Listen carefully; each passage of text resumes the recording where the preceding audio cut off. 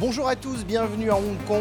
Imaginez un mix entre la Fête des Lumières de Lyon et le Festival de Cannes et vous aurez une bonne idée de ce qu'est Lumière Hong Kong. Le moins que l'on puisse dire, c'est que le directeur de ce festival a vu les choses en grand. Il s'appelle Julien-Loïc Garin et figurez-vous qu'il est lyonnais. 500 personnalités, des stars de cinéma et écoutez bien, un hymne officiel créé spécialement pour l'occasion. Pour marquer les esprits à Hong Kong, Julien-Loïc Garin l'a bien compris, il faut frapper fort. Ce Lyonnais a mis 4 ans pour importer la Fête des Lumières de son enfance dans sa nouvelle ville. C'est un rêve qui se réalise? Oui, je revois l'émerveillement en fait, que j'avais étant plus jeune et que j'ai toujours quand je vais à Lyon.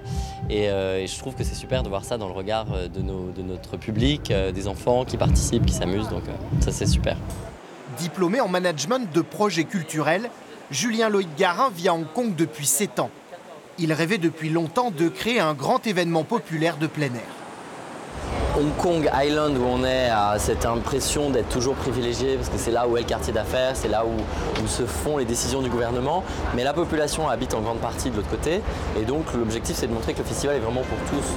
Avec son équipe qui organise chaque année le French May, un festival mettant à l'honneur la culture française, il a réussi à lever 3 millions d'euros, essentiellement en sponsoring, pour organiser Lumière Hong Kong.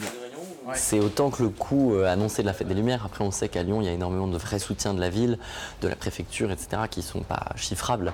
Nous, on est obligé de payer chaque chose, puisque même si la ville nous aide beaucoup, y compris financièrement, on est obligé d'avoir notre propre service de sécurité, on est obligé d'avoir notre propre service d'organisation. C'est lui qui, il y a 4 ans, a sollicité Lyon pour l'aider à imaginer son événement. C'est à Lyon que la fête se renouvelle le plus, je trouve, qu'il y a le plus de créativité entre les œuvres projetées, les installations au sol, les déambulations.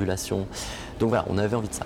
L'équipe nous a beaucoup apporté d'abord dans, j'allais dire, la conception du projet, du parcours, et puis le fait de pouvoir voir la mise en place de la sécurité, de tout ce qui est important en termes d'éclairage public et autres, et quelque chose auquel on ne peut pas penser si on n'a jamais fait. Comment vous vous considérez ici? Moi, je me considère comme hongkongais, dans le sens où Hong Kong, c'est vraiment ça. C'est pas seulement les gens qui y sont nés, c'est les gens qui essaient de contribuer ou d'apporter à la ville. Donc mon cœur reste français, bien sûr, mais je trouve qu'il y a une part de moi qui est aussi devenue hongkongaise. Pourquoi la ville de Lyon a-t-elle tenu à exporter sa Fête des Lumières à Hong Kong? Dernier reportage demain, quand la culture devient un cheval de Troie économique et touristique.